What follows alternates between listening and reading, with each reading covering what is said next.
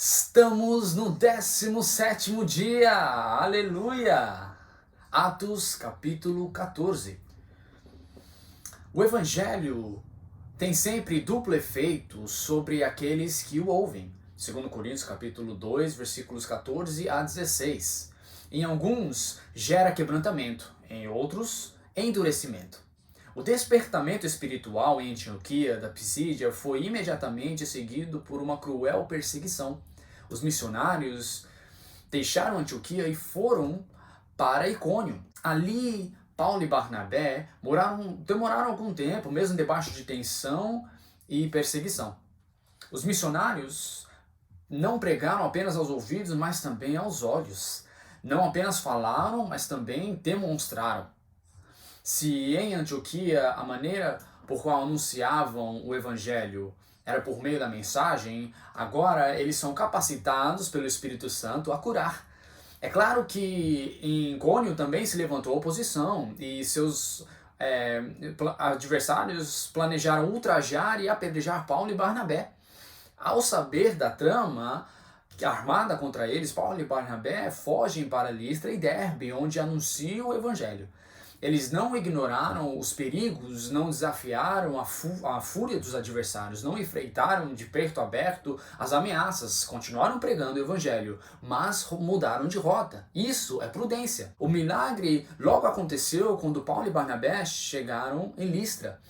Um homem aleijado e paralítico desde o nascimento, ao ouvir a mensagem de Paulo, tendo fé, foi imediatamente curado. A falta de discernimento espiritual da multidão levaram eles a pensar que Paulo e Barnabé eram deuses, então imediatamente sacrificaram animais como se fossem divindades.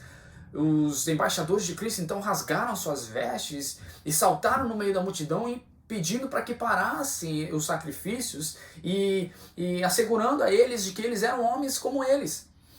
E em vez de aceitar o sacrifício, a exaltação pagã, eles aproveitaram a oportunidade para anunciar o Evangelho. Se o milagre do paralítico foi obra do céu, o alvoroço foi obra do inferno. Onde Deus realiza o prodígio, o diabo causa um tumulto. Onde o poder de Deus se manifesta, a fúria do inferno se faz sentir. Aquela bajulação pagã era uma tentativa de desviar o foco da multidão de Listra da mensagem do Evangelho para os obreiros do Evangelho. Sempre que o vaso chama mais atenção do que o tesouro que nele está, algo está errado. O mesmo milagre que abriu portas ao testemunho do Evangelho trouxe ao apóstolo Paulo o duro golpe do apedrejamento.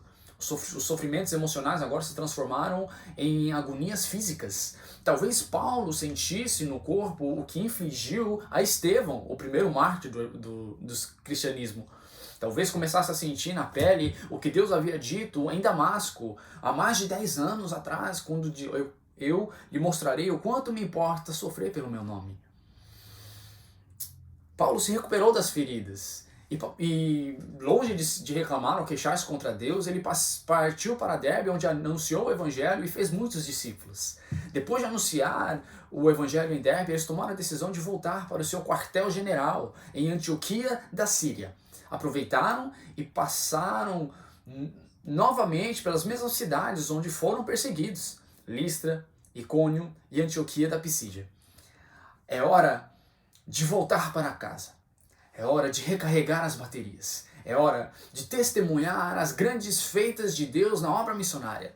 Paulo e Barnabé voltam para Antioquia da Síria, a igreja que os tinha enviado à obra missionária. Assim como Deus usou a vida de Paulo e Barnabé, ele agirá em nós e por meio de nós, fazendo obras ainda maiores, desde que a palavra e os milagres apontem única e exclusivamente para Jesus, pois toda a honra e toda a glória pertencem a Ele. Que o nosso clamor seja por estratégias e visão ao anunciar o reino de Deus, de modo que ele seja prático e eficaz a cada cultura, contexto e coração. Deus abençoe.